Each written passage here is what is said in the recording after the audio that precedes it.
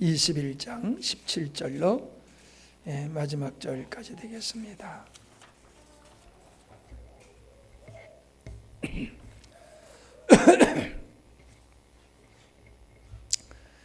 17절로 마지막 절까지 우리 천천히 교도하도록 하십니다. 예루살렘에 이르니 형제들이 우리를 기꺼이 영접하거늘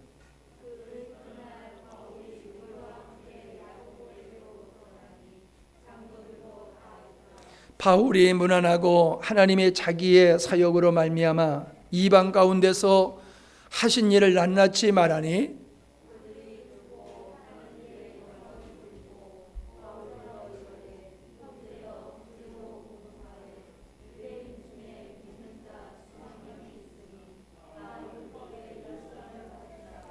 네가 이방에 있는 모든 유대인을 가르치되 모세를 배반하고 아들들에게 할례를 행하지 말고 또 관습을 지키지 말라 한다함을 그들이 들었도다.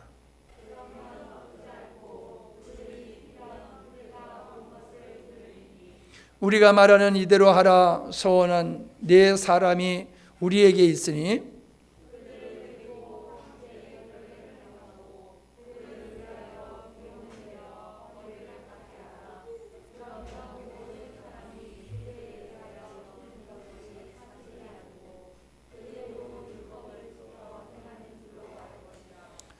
주를 믿는 이방인에게는 우리가 우상의 제물과 피와 목 베어 죽인 것과 음행을 피할 것을 결의하고 편지하였느니라 하니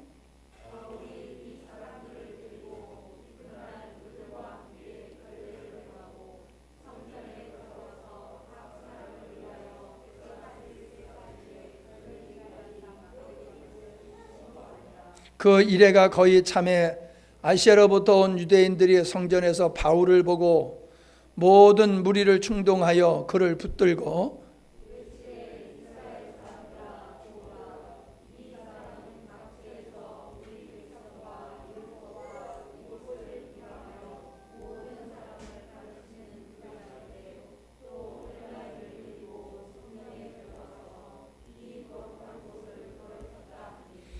이는 그들이 전에 에베소 사람 드로비모가 바울과 함께 시내에 있음을 보고 바울이 그를 성전에 데리고 들어간 줄로 생각함이로라.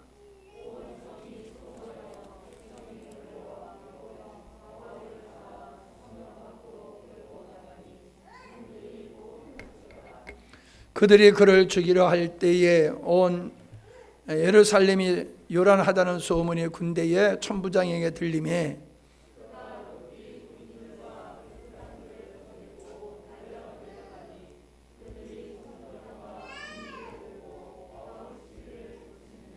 이에 천부장이 가까이 가서 바울을 잡아 두 쇠사슬을 결박하라 명하고 그가 누구며 그가 무슨 일을 했느냐 물으니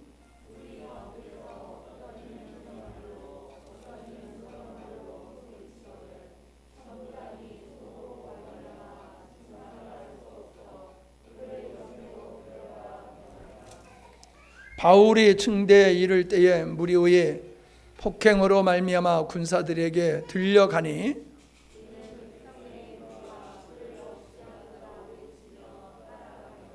바울을 데리고 영내로 들어가려 할 그때에 바울이 천부장에게 이르되 내가 당신에게 말할 수 있느냐 이르되 네가 헬라 말을 아느냐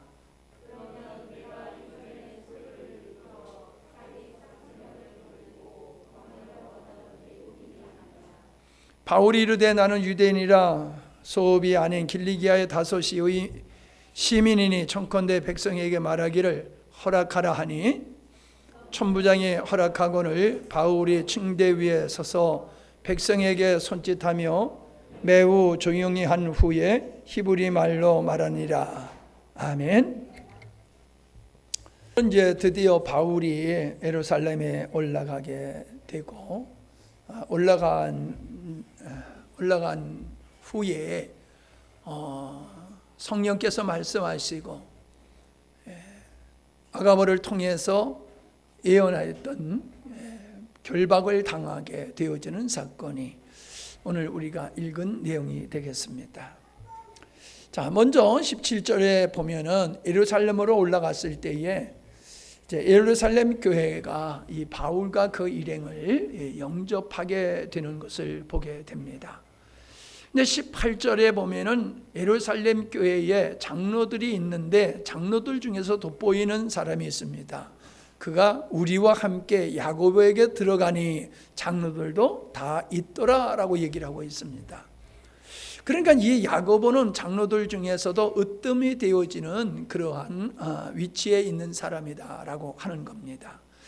소위 우리가 흔히 쓰는 말 중에서 수석이다 이런 말을 많이 사용하고 있는데 연장자가 될 수도 있고 믿음이 특출하기 때문에 또 어떤 분야에서 전문적인 사람, 그런 사람들은 무리 중에서도 이렇게 돋보이는 그런 사람이고 또 그런 역할을 하는 것을 우리가 보고 경험하게 되지요. 야고보라고 하는 사람이 누구냐라고 하는 거예요.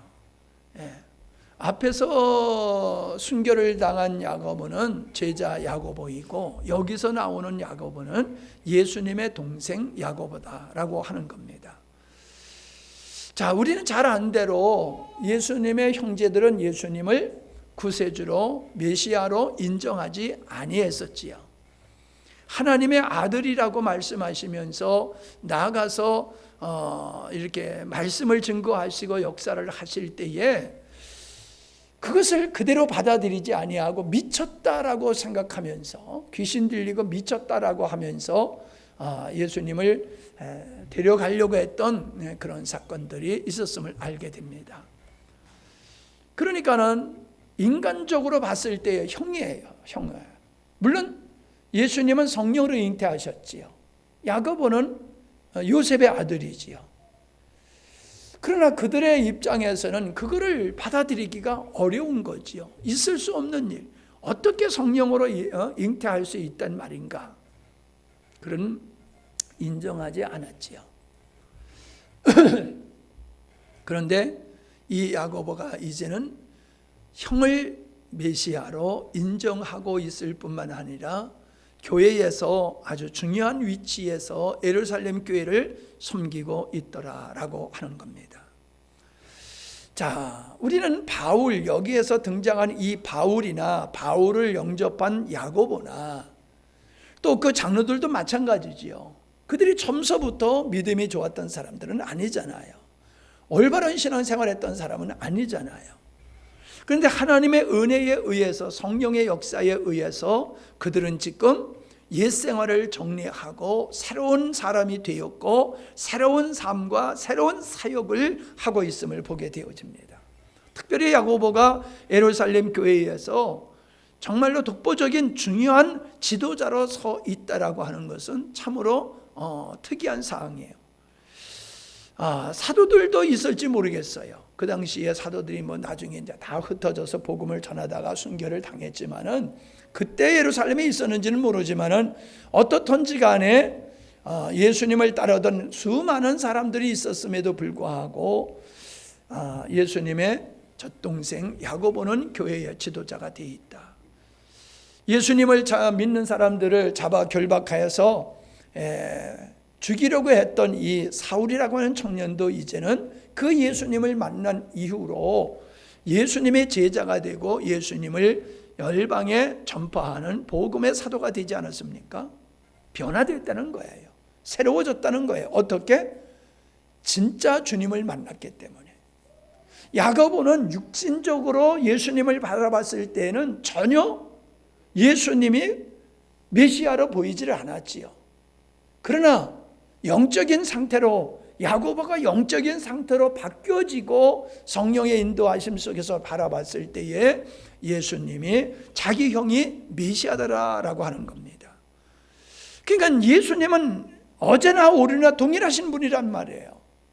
그런데 육신에 있었던 야고보, 육신에 있었던 바울은 예수님이 한낱 인간으로 보였다는 거지요.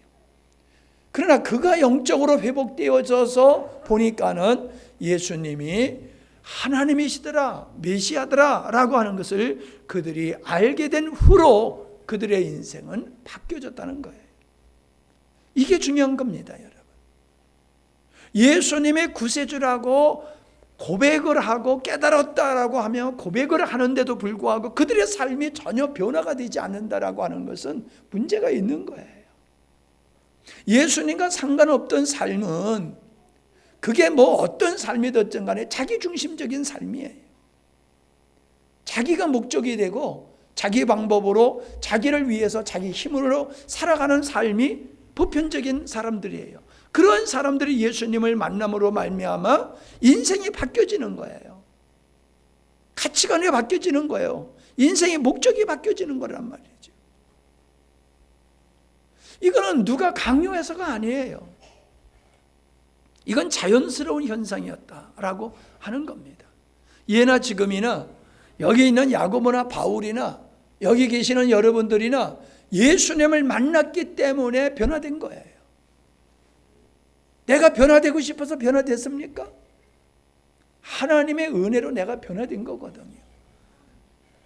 그러니 돌아볼 때에 이 땅에 많은 사람이 예수님을 믿는다고 하면서도 전혀 변화되지 못한 옛사람, 옛모습을 가지고 살아가는 수많은 사람들을 우리는 어떻게 봐야 되느냐 이거예요. 그들이 정말로 예수님을 만났나 하는 거예요.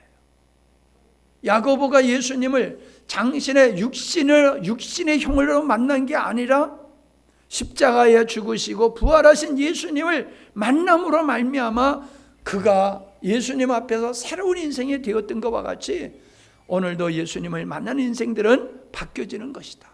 오늘 나는 예수님을 만난 후로 내가 어느 자리에 있느냐, 무엇을 위해서 내가 인생을 어떻게 변화된 인생을 살고 있나, 이걸 우리가 점검해야지 됩니다. 그냥 예수님을 믿는다, 예수님을 구세주로 인정한다는 것을 믿음의 전부로 생각하면 안 됩니다. 그 믿음의 증거가 있어야 되는 거지요. 그거를 야고보서에는 뭐라고 그랬습니까? 야고보서에서 뭐라고 했어요? 행함이 없는 믿음은 죽은 믿음이다. 행함이 없는 믿음은 죽은 믿음이다. 열매를 보아서 나무를 알 수 있듯이 우리는 나의 변화된 삶이 내가 정말로 예수님을 만났다라고 하는 것을 우리는 나의 변화된 삶을 통해서 확증해야 된다라고 하는 거지요. 두 번째 보면은요, 바울이 그 예루살렘 교회에서 어떻게 보면은 선교 사역 보고와 같은 거지요. 1차 전도여행, 2차 전도여행을 마치고 돌아와서 파송한 교회라고 볼 수 있고 또 모교회지요. 이 모교회에 와가지고 지금 선교 보고를 하는 겁니다. 19절에 뭐라 했습니까? 바울이 문안하고 인사하고 하나님이 자기의 사역으로 말미암아 이방인 가운데서 하신 일을 낱낱이 말하니. 누가 이랬다고 말씀하고 있습니까? 하나님이 하신 일, 내가 한 일을 얘기하고 있는 거 아니에요. 내가 이런 일을 이래했어. 어느 교회를 개척하고 어떤 사람을 치료하고 뭐 어떤 자기가 그동안에 했던 사역을 내가 했다고 보고하는 게 아니에요. 오늘 선교사님들이 보고하는 거 보면 다 내가 했지요. 다. 우리는 뭐 안 그런가요? 우리가 이거 했다, 우리가 저거 했다 그러는데 가만히 보면요, 내가 한 거 아무것도 없고 내 것도 아무것도 없어요. 하나님은 우리에게 건강 주셨기 때문에 뭔가 할 수 있는 것이고, 뭔가 하나님께서 자원을 주셨기 때문에 그거 가지고 뭔가 할 수 있는 것이지, 하나님이 나에게 건강 주시지 않고 하나님이 나에게 아무것도 주시지 않는다고 하면 아무것도 할 수가 없는 거예요. 내가 한 일도 주님이 나에게 건강과 지혜와 재능과 환경을 주셨기 때문에 가능한 거고요. 내가 이 세상 떠날 때 가져가는 거 있습니까? 연구차가 가는데 연구차가 가는데 뒤에 현금을 실은 차가 따라가지를 않는다고 그러더라고요. 어떤 글에 읽어보니까 연구차가 가는데 거기에 실려가는 그 사람이 자기의 재산을 가지고 그렇게 가는 사람 없다는 거죠. 우리가 이걸 내 거다 내 거다라고 하지만은 우리가 이 세상 떠나면요 다 두고 가지 않습니까?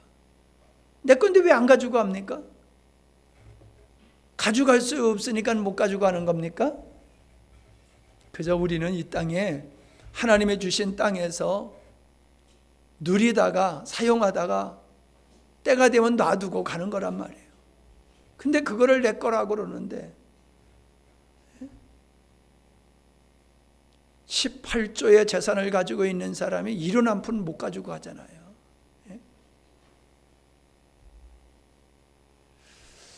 자, 바울은 이렇게 하나님이 하셨다라고 하면서 선교 보고를 하는 모습을 통해서 그의 겸손을 우리는 발견할 수가 있지요. 그가 참 겸손하기 어려운 위치에 있는 사람이잖아요. 지도자의 자리에 있는 사람이 이렇게 겸손한 모습으로 교회에게 대접과 영광을 받는 것이 아니라 겸손하게 하나님께서 나를 통해서 이런 일을 하셨다라고 하는 그 겸손, 그는 사도 중에 사도라고 말할 수 있는 사람이지 않습니까? 나는 이 바울이 끝까지 하나님 앞에 쓰임을 받을 수 있었던 이유는 겸손 때문이라고 생각합니다. 내가 짧은 인생과 신앙생활을 해오면서 봤을 때에 내가 살아오면서 경험했던 수많은 능력을 행했던 사람들이 많이 있었습니다. 대한민국을 그냥 떠들썩하게 하고 온 교회를, 대한민국의 교회를 갖다가 참으로 충격을 준다라고 그럴까요? 굉장히 영향력을 미쳤던 그러한 인물들이 있었습니다. 그런데 그분들을 기억하고 그분들을 존경하는 사람은 없어요. 능력을 행하고 놀라운 역사를 행했던 사람들은 사람들이 존경하지 않아요. 그들은 끝까지 주님 앞에 쓰임받지를 못했어요. 한순간 쓰임받았을 뿐이에요. 왜 그럴까요? 물론 이걸 꼭 정답이라고 말할 수는 없겠지만은 우리는 주님께서 교만한 자는 물리치시고 겸손한 자에게 은혜를 베푸신다라고 하는 말씀을 통해서 보면은 어느덧 하나님이 하신다고 하다가 나중에는 그것이 곧 자기 능력으로 자기가 행하고 있는 줄로 착각하는 경우가 많더라는 거예요. 은사자들이. 그래서 은사를 가지고 끝까지 쓰임받는 사람이 별로 없어요. 사실 그런 사람들은 이렇게 사람들의 기억 속에 있지를 않아요. 얘기를 들어보면은 80이 넘어 90이 됐는데도 그렇게 기도 사역하시는 분들이 있더라고요. 그러나 그런 분들은 드러나게 사역했던 분들이 아니에요. 그냥 조용히 하나님의 부주신 영혼들을 섬기는, 묵묵히 조용히 섬기는 그런 사역을 했던 분들이지, 광고를 하고 여기저기 불려다니고 사람들에게 대접받고 인정받고 그렇게 사역을 안 했던 분들이에요. 그러니까 겸손하게 사역을 했던 분들, 그리고 끝까지 겸손하게 하신 분들은 끝까지 쓰임을 받아요. 그러나 광고를 하고 요란스럽게 하는 사람들은 얼마 못 가요. 자, 예루살렘 교회를 여기서 이제 살펴볼 수가 있는데, 예루살렘 교회에 믿는 자 수만이 있었다라고 말하고 있음을 보게 되어집니다. 믿는 사람이 수만이나 되었다. 20절이죠. 근데 이 사람들이 어떤 사람들이냐면 율법에 열성을 가진 자라는 거예요. 율법을 지키는 데 열정적인 사람. 뭔가 느낌이 있잖아요. 이거 잘못됐다라고 하는 걸 여러분 느끼지 않아요?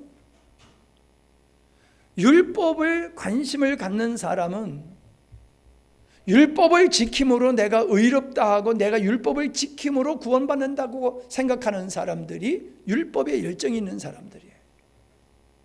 율법은 도리어 우리를 죄인으로 만들고 있잖아요. 율법은 몽학 선생이 되어서 율법으로 말미암아 나는 가치 없는 존재로구나, 쓸모없는 존재구나, 하나님의 은혜가 아니면 안 되는 존재로구나 하는 자기에 대한 철저한 실망과 좌절과 어떤 나를 신뢰했던 것을 갖다가 완전히 내려놓고 오직 주님만 바라보면서 내가 율법을 지켜서 하나님을 기쁘게 하려고 하는 것이 아니라 생명이신 그리스도를 따르고 그분을 신뢰하고 순종하는 삶을 살려고 하는데 열정을 내는 게 그게 복음적인 사람이잖아요.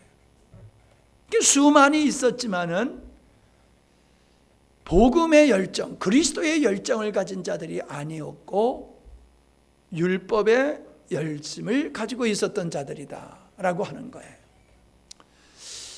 자, 이거는 우리들을 좀 생각해 봐야 될 문제다라고 하는 겁니다. 과연 나는 어디에 열정, 내 신앙의 열정은 어디에 있는가? 내가 지난번에도 그랬지요. 예배가 목적이 되는 삶을 살면 안 된다는 거죠. 예배가 목적이 아니라 하나님의 목적인 예배를 드리는 것이지 예배 자체가 목적이 되는 것이 아니라는 거죠. 제가 전에도 그런 얘기했죠. 그리스도의 정신. 얼핏 들으면 굉장히 맞는 말 같아요. 그리스도의 정신. 근데 틀린 얘기지요.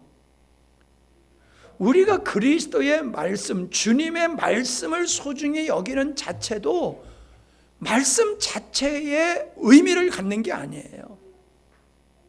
그 말씀을 하신 주님이 진리이시기 때문에 그 주님이 말씀하신 주님이 더 중요한 것이지 말씀이 더 중요한 게 아니에요. 말씀을 따라 살면서 주님과 상관없이 살아가는 사람들이 많아요. 우리는 말씀을 소중히 여겨야 되는 건 당연하지만은 왜 우리가 말씀을 소중히 여겨야 되냐 하면은 바로 그 말씀을 하신 주님, 내가 사랑하고 내가 존경하고 내가 신뢰하고 내가 순종하는 그분이 하신 말씀이기 때문에 말씀이 중요한 거라는 거지. 우리가 말씀을 하찮게 여기고 말씀을 우리가 순종하지 않는다고 하는 것은 바로 주님을 그렇게 거절하는 것이다 라고 하는 거예요. 이렇게 율법의 열정을 가진 그들의 모습이나 오늘날 우리들은 주님을 비껴서 다른 어떤 경건 운동이나 금식이나 여러 가지 이런 그 선교나 이런 것들의 비중을 우리가 두고 따라가면은 열정을 내면은 안 된다 하는 거지요. 이렇게 상담 오시는 분들하고 얘기하다 보면은 내가 어떻게 하여야 주님을 기쁘게 할까 이거예요. 부자 청년이 그랬죠. 내가 어떻게 해야 구원을 얻으리까? 근데 상담 오시는 분들이 하는 얘기는 나는 구원은 받았어. 근데 어떻게 하여야, 무엇을 해야지 내가 하나님을 기쁘시게 할 수 있습니까? 이런 질문을 해요. 이게 율법적인 의식을 가지고 신앙생활 하시는 분들이 고민이에요. 그런 분들의 고민이에요. 무엇을 해서 하나님을 기쁘게 할까? 주님은 우리에게 어떤 삶을 먼저 요구하는 게 아니라 주님과의 친밀한 사랑의 관계를 요구하시고 그런 친밀한 가운데서 주님 안에 삶을 살아가는 그 삶 속에서 우리가 순종하여 나갈 때에 그 순종하는 삶이 하나님이 원하시는 거지요. 그러니까 사역이 주님을 기쁘게 하는 것이 아니라 바로 주님과의 관계, 주님을 사랑하고 신뢰하고 순종하는 이 관계를 기뻐하시고 이 관계가 정상적인 사람은 삶 속에서도 주님께 순종하는 삶을 통하여 주님이 원하는 삶을 살아내게 된다라고 하는 겁니다. 자, 그 다음에 살펴볼 수 있는 게 뭐냐 하면은 예루살렘 교회에 바울에 대한 소문이 들려와 있어요. 소문이 들렸어요. 근데 그 소문은 거짓된 소문이었어요. 거짓된 소문이었는데 21절에 보니까 네가 이방에 있는 모든 유대인을 가르치되 모세를 배반하고 아들들에게 할례를 행하지 말고 또 관습을 지키지 말라 한다 함을 그들이 들었도다. 근데 이게 거짓말이라고 하는 것이지요. 그래서 규례를 행함으로 말미암아 네가 율법을 존중히 여기고 민족을 존중히 여긴다라고 하는 것을 보여줌으로 그들의 오해를 풀어주는 게 좋겠다. 그런 이야기를 하고 있는 겁니다. 여러분, 나는 사람의 심리가요, 자꾸 거짓말도 들으면 믿어져요. 거짓말을요, 그거 거짓말이야. 그래도요, 듣고 또 듣고 또 듣고 또 듣고 자꾸 듣다 보면요, 나도 모르게 거짓말을 믿고 있어요. 가만히 생각해 보세요. 그게 사람의 심리예요. 믿지 않는다 할지라도 적어도 의심이 생기게 되는 거예요. 의심이 생기는 거예요. 사탄이 와서 아담에게 계속 꼬시는 일을 한 번 했는지 아니면 여러 번 했는지 모르겠어요. 거짓말을 자꾸 듣다 보면은 그 거짓말에 미혹되는 게 사람이에요. 그러므로서 우리가 하나님의 말씀을 계속 들으면은 믿음이 생기지만은 세상 이야기를 자꾸 듣고 근심된 얘기를 자꾸 듣고 염려를 자꾸 듣고, 솔직히 제가 유튜브를 보면요, 맨날 부정적인 얘기만 내가 듣고 있더라고요. 그러니까 내 마음속에 늘 근심과 걱정이 떠나지를 않아요. 그런 부분에 있어서. 그러다가 주님이 아시지, 주님께 맡겨야지, 그리고 회복하고, 그리고 그럽니다. 여러분, 사람과 사람 속에서도 마찬가지예요. 아무개가 그렇대, 아무개가 그렇대, 그런 소리를 자꾸 듣거나, 교회 성도들 간에도 마찬가지예요. 어느 집사님이 어떻고, 목사님이 어떻고, 자꾸 부정적인 얘기를 하고 돌아다니는 사람이 있고, 그런 사람과 자꾸 얘기를 하면은 얼마요. 나중에는 에이 뭘 그래 그러다가 글쎄 설마 그러다가 그럴 수도 있지 이러면서 이제 거짓말을 믿게 되어지는 거죠. 근데 보세요, 오해를 받을 만하지요. 사실 21절을 보면은 복음을 우리가 전하다 보면요, 율법을 우리가 무시하는 것 같이 들릴 수가 있어요. 할례 자체가 불법은 아니잖아요. 성숙한 복음이 있기 때문에 이제 더 이상 할례를 할 필요 없다라고 하는 것이지, 근데 복음을 강조하다 보니까는 할례를 받아야 될 필요성이 없다고 사도 바울이 얘기하고 있잖아요. 그러니까 할례를 무시하는 게 아니라 복음을 강조하다 보면은 율법을 무시하는 것 같고 규례를 무시하는 것 같고 그래요. 우리는 그리스도 안에서 이 모든 것이 이루어졌기 때문에 안 하는 것이지, 그 자체를 우리는 무시하는 게 아니다. 그게 모형이고 그게 그림자였다라고 하는 것을 우리가 알게 되죠. 나도 이 복음을 강하게 얘기하다 보면요, 오늘 교회가 가지고 있는 그 모든 걸 부정하는 것 같이 사람들이 듣지 않을까, 그런 염려를 해요. 그래서 조심을 합니다. 그러나 전부를 부정하는 게 아니라 교정해야 될 부분을 이야기하는데, 교정해야 될 부분, 보충해야 될 부분을 얘기를 하는 것을 전부를 부정하는 것 같이 오해를 사는 그런 경우들이 있는 것 같다, 그런 생각을 제 자신이 해봅니다. 근데 중요한 것은 오해를 예루살렘 교회가 오해를 하고 있고 바울이 오해를 받고 있는 상태에서 권면에 따라서 규례를 행합니다. 예물을 바치고 머리를 깎는 일을 하고 있음을 보게 되어집니다. 이것은 민수기 6장 13절로 18절에 보면은 나실인 규례를 행하는 것이 꼭 이렇게 하고 있어요. 그래서 이 나실인의 헌신은 어떤 하나님 앞에 사명을 따라서 서원을 할 때에 이런 규례를 행했던 것을 우리가 알게 되어지는데, 이런 규례를 통해서 이런 규례를, 율법의 그런 규례를 내가 지킴으로 말미암아 내가 율법을 무시하는 게 아니야, 나 율법을 무시하지 않았어 라고 하는 것을 예루살렘 교회에 보여주고 있는 것이지요. 어찌 보면은 바울이 전한 복음과 이율배반적인 행위를 하는 것 같이 보입니다. 그러나 우리는 바울이 이런 말을 했지요. 고린도전서 9장 20절에 보면은 내가 유대인에게는 유대인과 같이, 율법 아래 있는 자들은 율법 아래 있는 자 같이, 이방인은 이방인 같이 내가 행한다고 그랬어요. 왜? 그들을 구원하기 위해서 그렇다는 것이지요. 그러니까는 이 바울이 규례를 행하는 것은 규례를 행함으로 내가 하나님 앞에 의롭게 된다, 구원받는다, 그런 목적으로 하는 것이 아니라 연약한 사람들, 오해를 하고 있는 사람들의 영혼을 실족지 않게 하기 위해서 그가 하고 있음을 우리가 볼 수가 있는 겁니다. 그러니까 바울이 나는 의로워, 나는 깨끗해, 그리고 끝까지 내가 의롭고 깨끗하니까 그런 거 뭐 신경 쓸 필요 없어, 이러고 나가지 않았다는 거지. 연약한 사람들을 위해서 내가 우상하게 제 제물로 드렸던 그걸 먹으면 믿음 약한 사람들이 실족해 할 테니까 그렇다면 나는 고기를 먹지 않겠다. 그의 권리와 자유를 포기하잖아요, 연약한 영혼들을 위해서. 여러분, 우리가 예를 들어서 한국 교회에서 크리스찬들은 술 담배를 하지 않지요.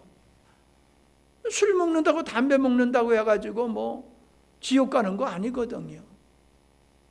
경건의 문제에서 봤을 때에 문제가 있는 것이지, 그것이 뭐 지옥 갈 죄는 아니잖아요. 근데 왜 우리는 그걸 하지 않습니까? 우리 한국교회 문화가 이제는 경건한 삶의 상징이 술 먹지 않는 것으로 그렇게 돼 있잖아요. 뭐 외국 사람들을 가서 보지는 않았지만은 뭐 어깨너머로 듣고 본 얘기를 보면은 그 사람들은 술을 취하기 위해서 먹는 게 아니란 말이에요. 술을 취하기 위해서.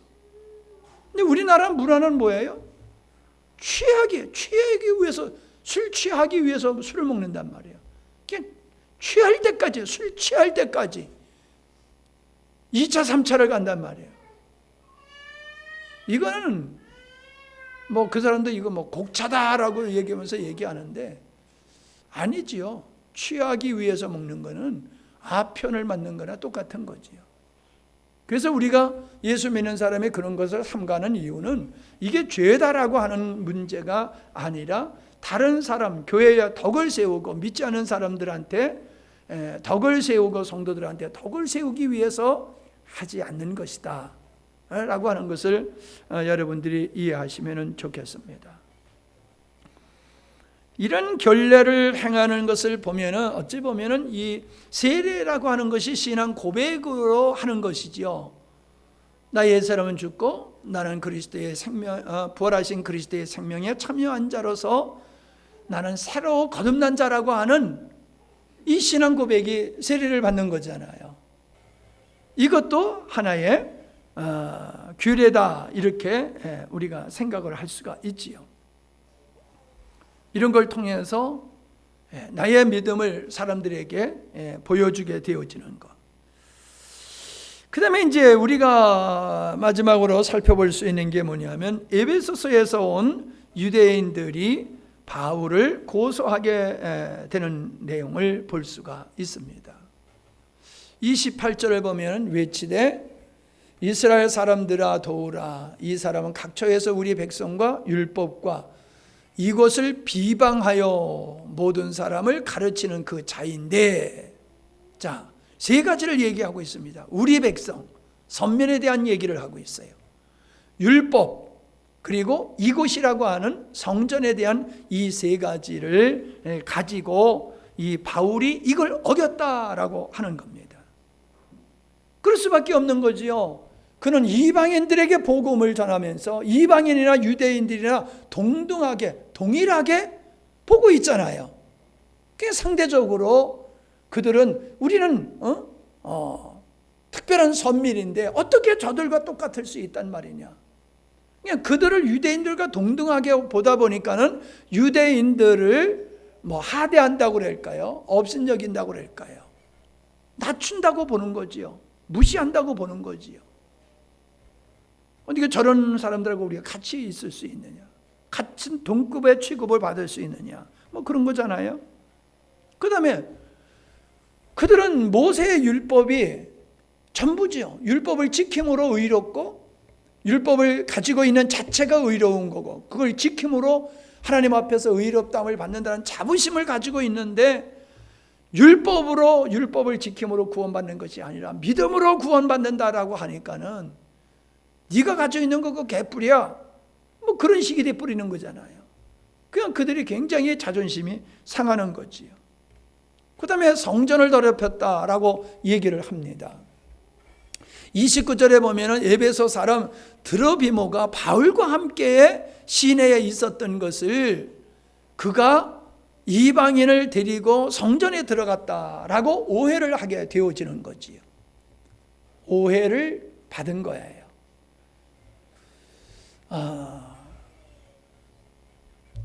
예루살렘 성전에는 이방인이 들어갈 수 없어요. 이방인의 뜰이 있고 여인의 뜰이 있고 유대인들이 들어갈 수 있는 거, 그 다음에 지성소 이렇게 구별이 되어 있단 말이에요. 그러니까 이방인들이 이방인의 뜰을 넘어서 유대인들의 자리로 들어오게 되면은 그들은 하나님을 모독한다라고 보는 거예요. 신성모독으로 보기 때문에 그들은 그 자리에서 쳐 죽이는 거예요. 그러니까 그런 걸 보면 그냥 광기가 돋는다고 그럴까요? 그러니까는 그 얘기를 듣고 사람들이 그냥 광란을 하는 이유가 그들의 의식 속에서 있을 수 없는 하나님을 모독하는 짓을 바울이 했구나. 이렇게 그 선동에 휩쓸려 가지고 난동을 부리게 되고 바울을 잡아서 이제 때리는, 모질게 때리는 이런 사건이 일어났지요. 이 사건이 결국 백부장에게 들려가지고, 천부장에게 들려가지고 천부장이 와가지고 바울을 쇠사슬로 묶게 했습니다. 그래서 자기가 스스로 걸어갈 수가 없어가지고 군사들에 의해서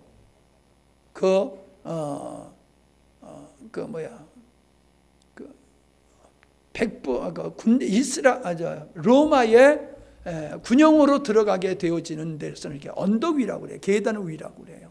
성전 북쪽에 그런 요새가 있었다라고 그러는데 1000명의 군사들이 거기서 주둔하고 있었다고 그래요. 군들에 의해서 이렇게 들려가지고 거기에 올라가게 되어지는 그런 걸 보게 되지요. 근데 여기서의 재밌는 게 뭐냐 하면은 이대로 놔두면은요, 바울은 거기서 맞아 죽는 겁니다. 옳고 그른 거를 떠나서요. 지금 에베소서에 온 사람들이 저 사람이 우리 백성을 무시하고 모독하고 율법을 무시하고 성전을 더럽혔다는 이 소리를 들었을 때에 그 소리를 들은 유대인들은 그냥 헷가닥 패가지고 저런 놈은 죽여야 된다라고 그래서 지금 두들겨 패는 거잖아요. 모질게 그를 때리고 있어요. 그러니 그대로 놔두면 어떻게 되겠어요? 천부장이 이를 데리고 가더라도 쫓아오면서 저놈은 죽여야 될 자라고 쫓아오면서 외치고 있지 않습니까? 그냥 놔두면 바울은 죽을 수밖에 없는 상황이죠. 그런데 천부장이 바울을 보호하게 되어지는 겁니다. 바울이 좋아서 보호하는 게 아니라 그는 자기의 책무지요. 이 사람이 죄인이라고 해가 사람들이 막 때리고 그러는데 진짜 무슨 죄를 졌는가 그걸 확인하려고 하다 보니까는 바울을 보호하게 되어지는 거지요. 바울이 결박당한 다음에 결국 죽게 되었지만은 그가 죽을 수 있는 상황은 죽을 수 있는 상황이었지만은 여기서 하나님은 죽게 하시지 않았죠. 왜? 로마까지 복음을 전하기 위해서 그를 지금 죄인으로 만들어 가지고 죄수의 몸으로 가이사에게 가가지고 재판을 받고 그 로마의 복음을 전하도록 하려고 하는 것이 하나님의 뜻이라는 거지. 그러니까 결박당하는 것도 하나님의 뜻. 거기서 죽으면 안 돼. 그러니까 하나님은 천부장을 통해서 그를 또 보호하시는 거예요. 하나님의 사람은 하나님의 사람의 그 삶 속에서 되어지는 어떤 일들은 우연한 일이 없다라고 하는 겁니다. 우리가 이 믿음으로 살 수 있기를 바랍니다.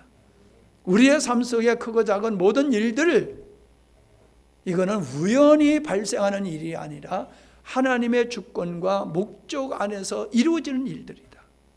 그리고 상황으로 보면 바울이 마저 죽을 뻔했던 그런 상황이었지만은 죽지 않았던 것 같지. 우리는 사명을 감당하기까지는 하나님께서 우리의 생명을 지키시는 거예요. 바울의 생명을 천부장을 통해서 지키셨던 것과 같이 하나님은 우리의 사명을 감당하기 위해서는 우리의 환경과 우리의 생명을 지키시는 줄로 믿습니다. 그때까지 우리는 그저 가는 거예요. 그러다 보면 나의 달려갈 길을 다 마치게 되어졌을 때에 주님이 오라라고 하시니 바울이 순교를 당하게 되어지듯이 우리도 주님 앞에 서게 될 날이 올 줄로 믿습니다. 기도합니다. 야고보와 바울의 모습과 또 예루살렘 교회와 거기서 있었던 일들을 통해서 참으로 하나님이 기뻐하는 사람이 어떤 사람이며 하나님의 사람을 하나님께서는 어떻게 보호하시고 인도하시는 것인가를 우리가 살펴보았습니다. 예루살렘 교회가 어떤 교회였던가 또한 살펴보았습니다. 하나님을 믿는다고 하면서도 율법으로 인한 자기 의에 빠졌던 사람들이 자기의 목적을 이루기 위해서 거짓말로 사람들을 선동하고 무고하게 사람을 죽이려 했던 이런 악한 무리들이 하나님을 아버지라고 부르는 사람들이었다는 것을 살펴보면서 오늘도 우리가 신앙의 고백이 중요한 것이 아니라 우리의 삶이 어떻게 무엇을 위해서 살고 있는가가 바로 성경적이고 하나님 중심적인 것인가를 살펴보았습니다.